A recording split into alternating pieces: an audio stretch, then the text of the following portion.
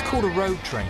This 50-metre giant cost £500,000, and today it's carrying 120,000 litres of fuel towards the Tropic of Capricorn and the town of Newman. Graham Wilcox, owner of the Capricorn Roadhouse, the local petrol station, was giving me a lift.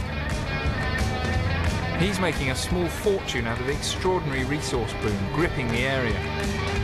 Can you just explain to me what is this resource boom? What is happening in this resource boom? Well, it's all the minerals in the ground around this area. It's all the iron ore, which goes to make steel, and the countries like China and India that are starting to lead the world market, they need the resources to make the steel. We've got the iron ore that makes it. And like 10 years ago, there were 6 mines in this area. Now there's 18. So with China going, they say China's going to go for another 8 years, and by that time India will be online, and we'll go for another 10 years after that. So the resource boom for Australia is looking good. Just up ahead, there's a sign by the side of the road that says Tropic of Capricorn. Ah, fantastic! I feel we have to...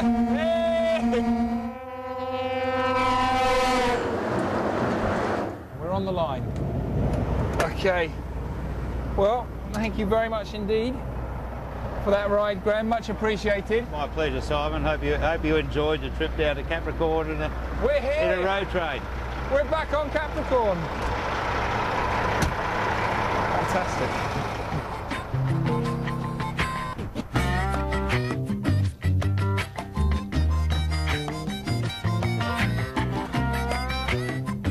Newman, the town at the heart of the resources boom.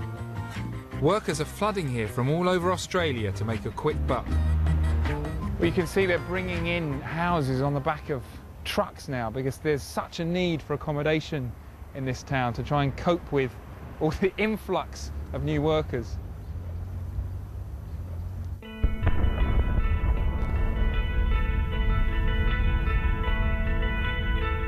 And this is what the boom is all about. Mount Whaleback is the world's largest iron ore mine. It's more than 3 miles long and a mile wide. Each year they dig up 22 million tons of iron ore to send to Asia to make steel to feed the world economy. People from across the country are packing in office jobs and coming here to drive huge mining trucks for huge pay packets. Justin Edwards is one of them. What brought you here? Money. In a nutshell? Money, yeah.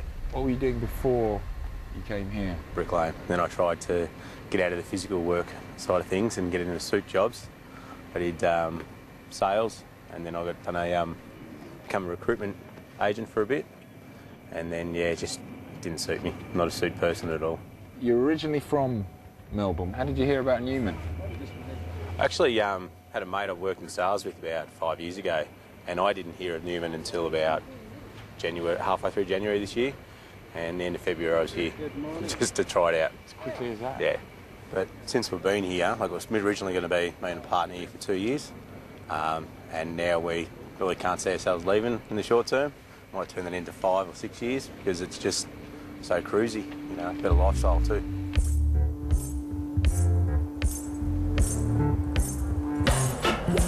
Justin drives the monster of all dump trucks. In a country where wages are lower than in the UK, workers here can earn £50,000 to £75,000 a year. This is your truck? It is. This is mine for today. Before we start, we have to walk around the truck for any damage.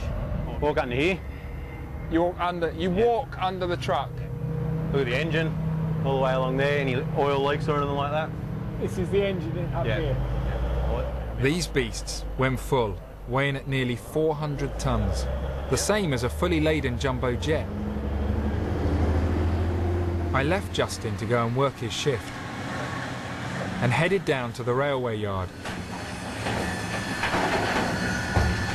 So in front of us just here is the end, or at the moment it's going to be the front of a huge train. Trains from here are the longest, heaviest in the world.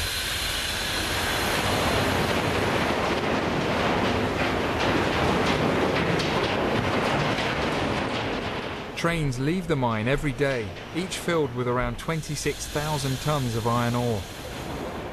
This iron ore down here is going to be sent to the coast. It's going to be put onto boats, taken to China and turned into consumer goods that China is pumping out at this ferocious rate. It's extraordinary, really, because this is globalization. This is what is feeding this great Chinese economy that's emerged in the last few years. It's these raw materials like this coming out of the ground here in Australia. As the train headed off north, I continued my journey east. I followed Capricorn into another country-sized chunk of Australia, the Northern Territory. We flew to Alice Springs in the baking centre of the continent.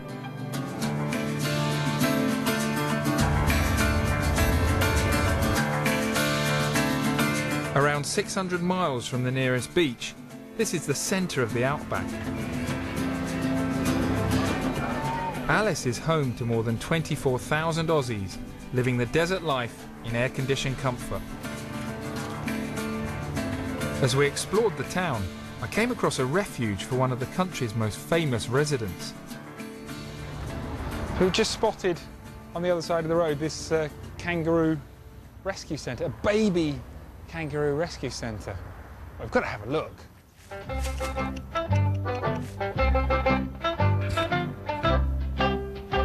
Joey's orphaned on the roads around Alice are cared for by Chris Barnes, outback man turned surrogate kangaroo mum.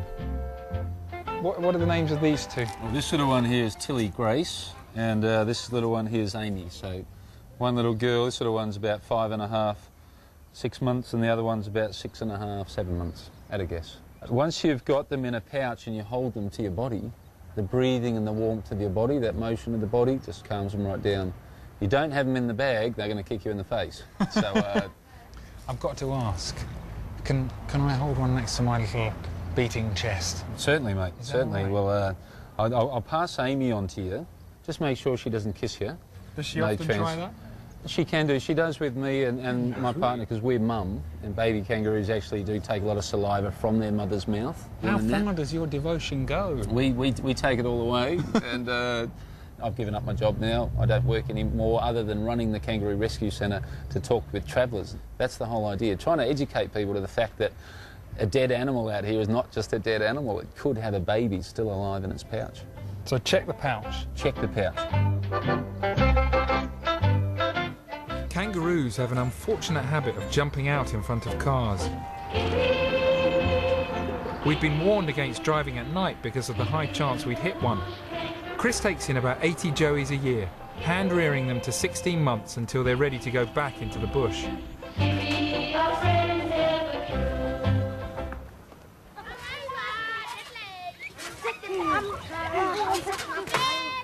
Alice Springs is becoming famous as an important centre for Aboriginal paintings and culture.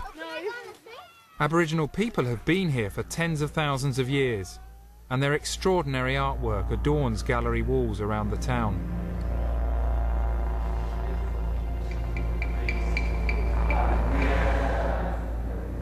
The paintings are internationally prized, with price tags to match. This is number 8, so this is about £11,000. Okay, 12's not too bad. It's still costly, it's about 1,500 quid.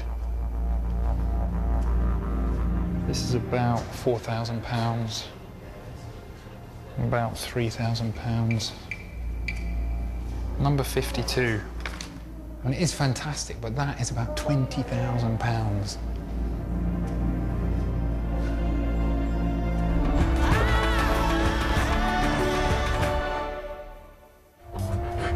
Vince Forrester, an artist and Aboriginal elder, agreed to take me to visit some remote communities. He lives an integrated life with his wife in Alice Springs and campaigns hard for Aboriginal rights. And he hasn't lost touch with the outback traditions. On the way out of Alice, he thought he'd spotted something in the undergrowth.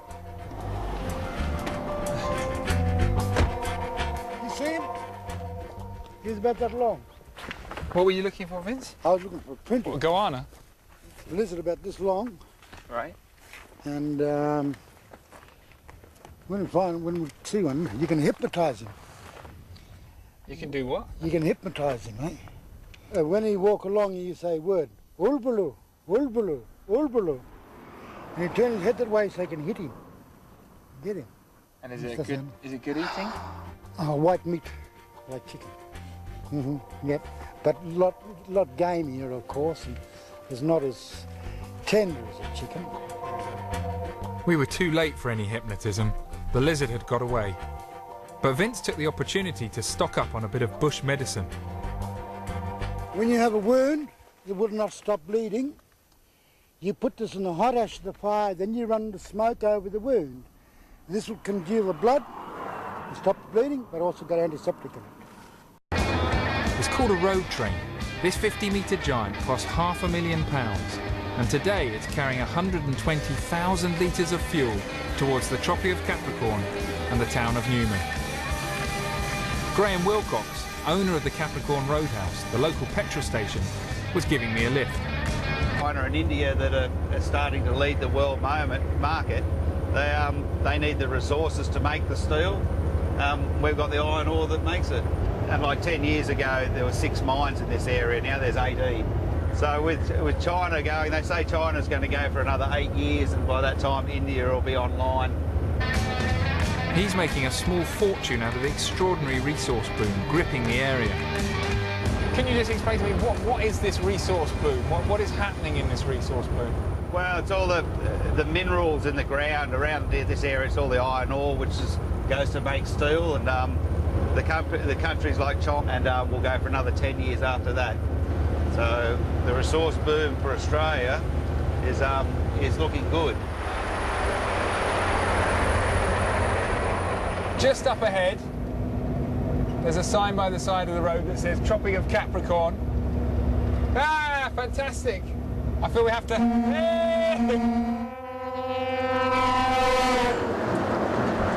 We're on the line. Okay. Well, thank you very much indeed for that ride, Graham. Much appreciated. My pleasure, Simon. Hope you enjoyed your trip down to Capricorn.